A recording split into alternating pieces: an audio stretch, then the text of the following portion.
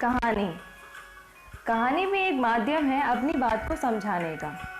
गहरी से गहरी बात भी कहानी के माध्यम से आसानी से समझाई जा सकती है। तो आज की कहानी एक ऐसी महिला, एक ऐसी बेटी की कहानी है जिन्होंने न सिर्फ एक अच्छी बेटी का किरदार निभाया बल्कि एक अच्छी शिष्या और एक अच्छी शिक्षक भी साबित हुई। तो ये कहानी है हेलेन केलर की। हेलेन केलर का जन्म 27 जून 1880 को हुआ था।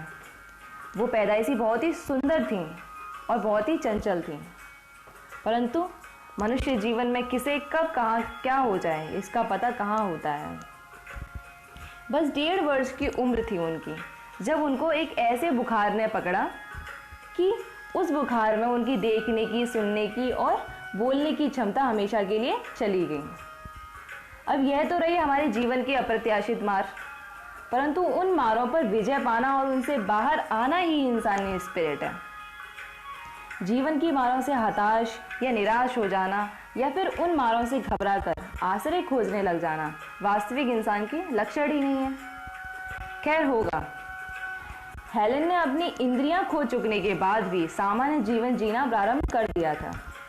वह माँ का हाथ पकड़कर संसार देखने समझने में लग चुकी थी, इशारों की भाषा सीखने लग गई थी और इस तरह धीरे धीरे अपनी समझ के बल पर उन्होंने सबसे कम्युनिकेशन बिठाना शुरू भी कर दिया था। जैसे वह मुंह तो सीधे हिलाती थी और ऊपर नीचे हिलाती थी तो हाँ करती थी, और अगर इधर उधर हिलाती थी तो मना करती थी। ऐसे करके वो इशारे करना वो शुरू कर चुकी थी। और फिर तो 4 वर्ष की होते होते वो घर के कामकाज में भी हाथ बटाने लग गई थी।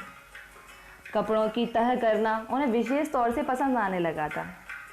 आश्चर्य की बात तो यह थी कि कपड़ों की बहुत बड़ी भीड़ में भी वो अपने कपड़े पहचान लेती थी। इसी दौरान उनकी एक रसोइया थी, उनकी बेटी थी मार्था, और उनका एक पालतू कुत्ता था जिससे उनकी दोस्ती हो गई थी।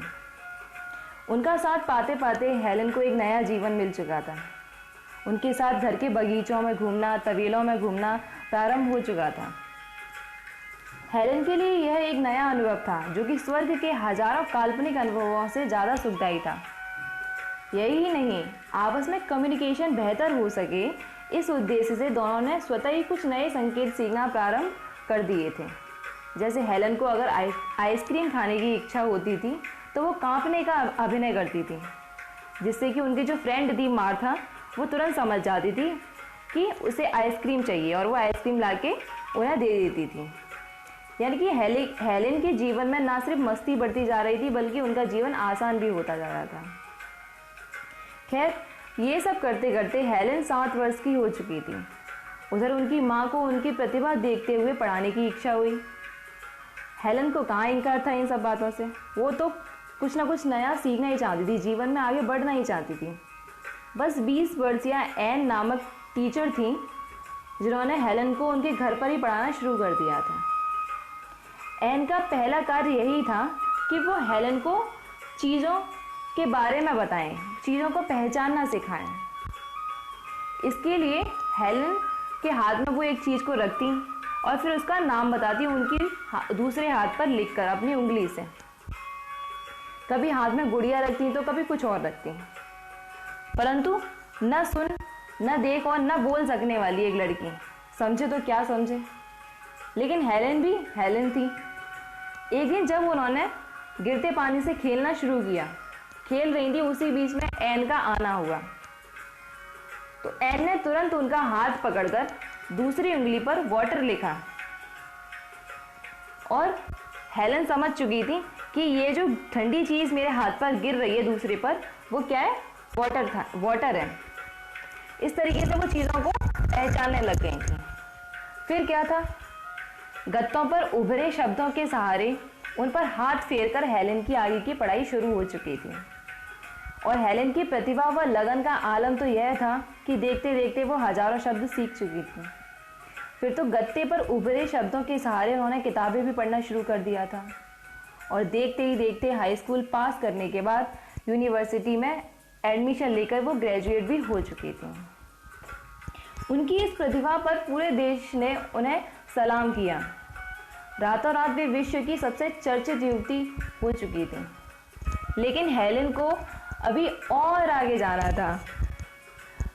ना सिर्फ उन्होंने टाइपिंग सीखी बल्कि उस टाइपिंग के सहारे कुल 12 किताबें भी लिख डाली थी।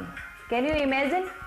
यानी न देख, न सुन और न बोल सकने वाली लड़की ने अपनी भावनाओं और विचारों को शब्दों का असली जामा पहचानने में सफलता हासिल कर ली थी। यह किसी चमत्कार से कम नहीं था, परंतु हेलेन को इतने में भी संतोष नहीं था।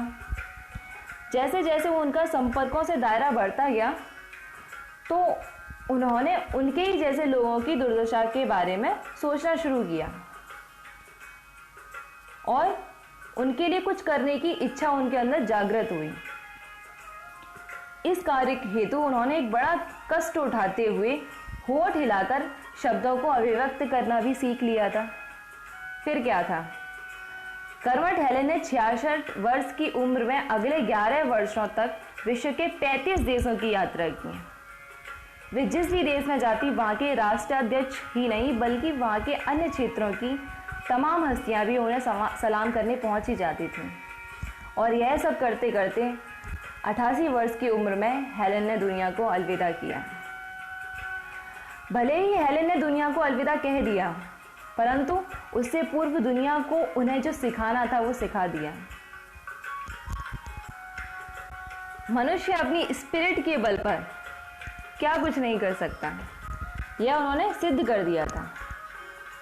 तो ये थी हमारी आज की कहानी। इससे हमें ये सबक मिलता है कि जीवन में अप्रत्याशित मुसीबतें व अड़चनें तो आती ही रहती हैं और इसी का नाम जीवन है, परंतु उससे हार कर बैठ जाना मनुष्य को शोभा नहीं देता।